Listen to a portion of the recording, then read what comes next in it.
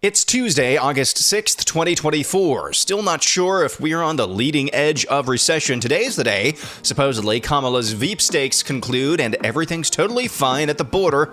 Next on the AM Update.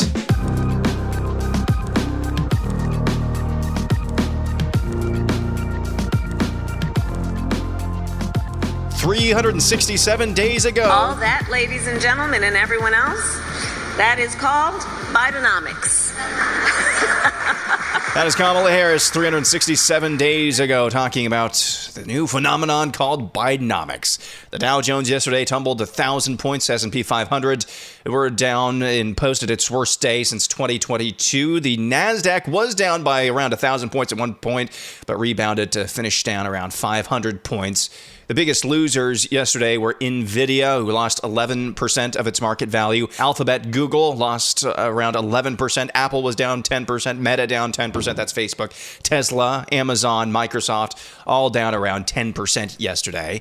It's unclear, again, what exactly caused the sell-off yesterday, other than the jobs report spooking everyone late last week and the Japanese Nikkei and its major sell-off over the weekend, just actually sending people into a panic.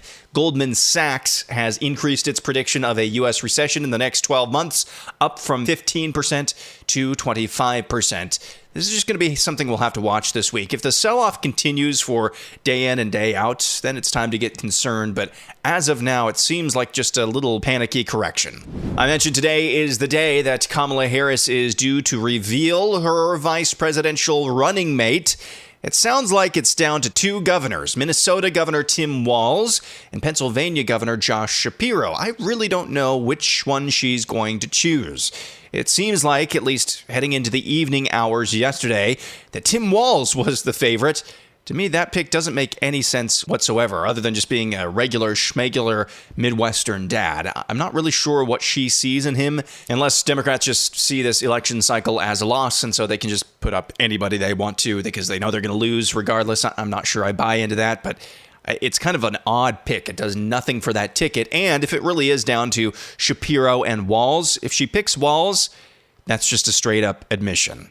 A straight-up admission that anti-Semitism is a major, major issue over in Democrat land. Speaking of Democrats, you don't hear me say this often, but Nancy Pelosi went on the television on CNN last night and dropped this truth bomb. Listen very closely. Whether it's, well, it's the first bill that protect our assault, our bill, COVID. Shots in the arm, money in the pockets, children in school, people at work, the infrastructure bill, building in a way that is respectful of communities, chips and science. Say what you want.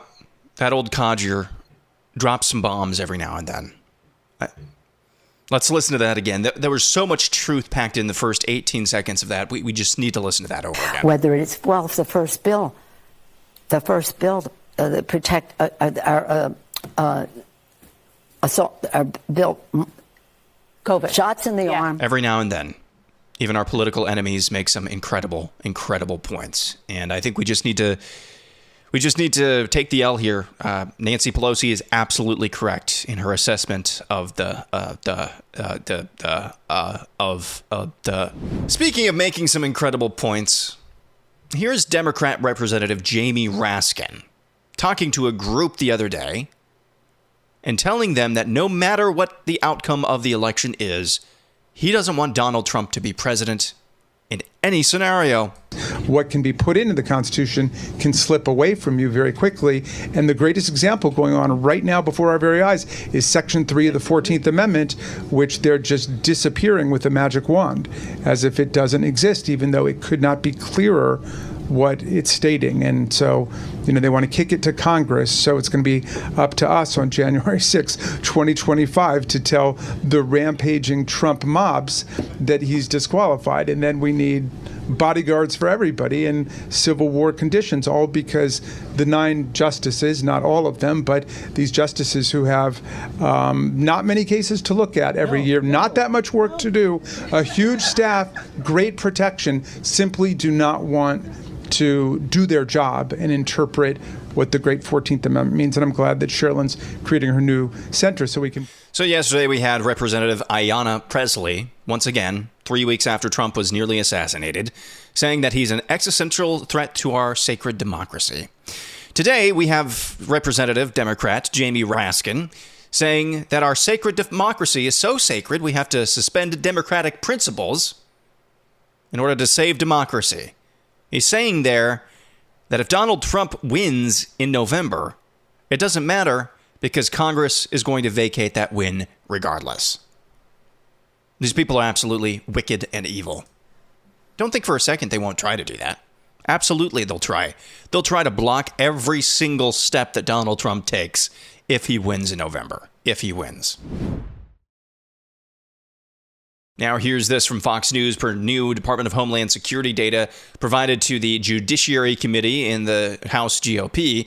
Between fiscal years 2021 and 2023, at least 99 illegal aliens on the FBI terror watch list were released into the U.S. after being arrested by Border Patrol at the southern border. Another 34 watch-listed aliens are still in DHS custody.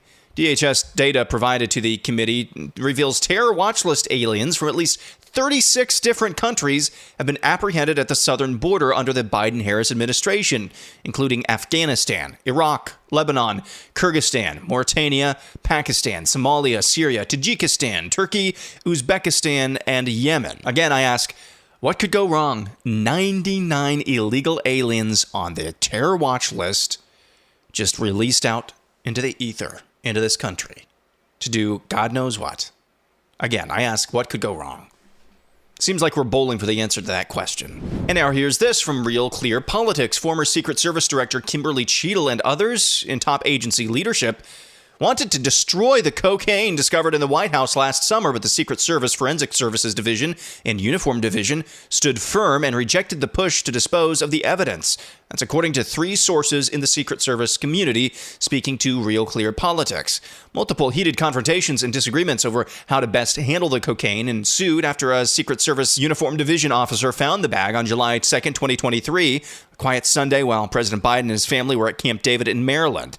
At least one Uniform Division officer was initially assigned to investigate the cocaine incident, but after he told his supervisors, including Cheadle and Acting Secret Service Director Ron Rowe, who was deputy director at the time, that he wanted to follow a certain crime scene investigative protocol, he was taken off the case. Again, these are Secret Service sources familiar with this matter. Secret Service spokesman Anthony Guglielmi denied that Cheadle or Rowe or anyone in Secret Service leadership asked for the cocaine evidence to be destroyed.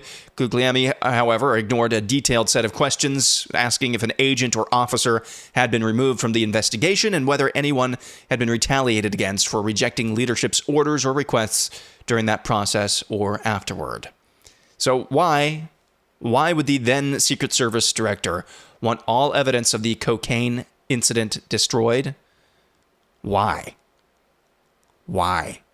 That doesn't make any sense unless Google has violated U.S. antitrust laws with its search business. That's according to a federal judge in a ruling on Monday. That handed the tech giant a staggering court defeat with the potential to reshape how millions of Americans get information online and to upend decades of dominance. U.S. District Judge Amit Mehta wrote in Monday's opinion, quote, "After having carefully considered and weighed the witness testimony and evidence, the court reaches the following conclusion. Google is a monopolist, and it has acted as one to maintain its monopoly. It has violated Section 2 of the Sherman Act. The decision by the U.S. District Court for the District of Columbia is a stunning rebuke of Google's oldest and most important business. The company has spent tens of billions of dollars on exclusive contracts to secure a dominant position as the world's default search provider on smartphones and web browsers. The U.S. government alleged in its historic antitrust lawsuit filed during the Trump administration that those contracts gave Google the scale to block out would-be rivals such as Microsoft's Bing and DuckDuckGo. Now, says Judge Mehta, that powerful position has led to an anti-competitive behavior that must be stopped.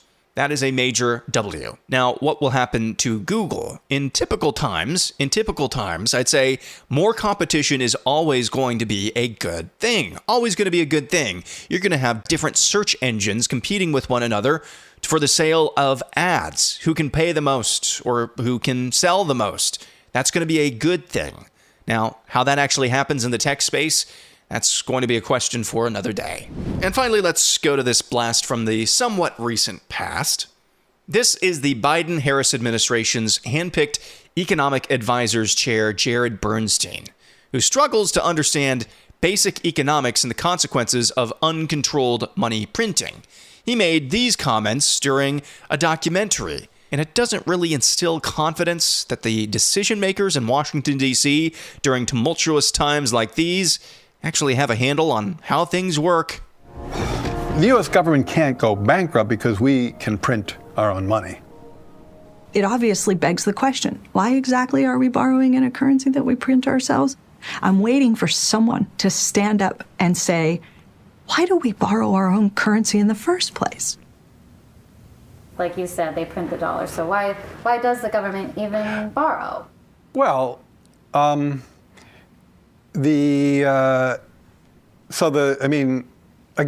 some of this stuff gets, some of the language that some of the language and concepts are just confusing. I mean, the government definitely prints money, and it definitely lends that money, which is why the government definitely prints money, and then it lends that money by selling bonds. Is that what they do? They sell bonds. Yeah, they sell bonds, right? Because they sell bonds and people buy the bonds and lend them the money. Yeah. So a lot of times, at least to my ear with MMT, the language and the concepts can be kind of unnecessarily confusing, but there is no question that the government prints money and then it uses that money to I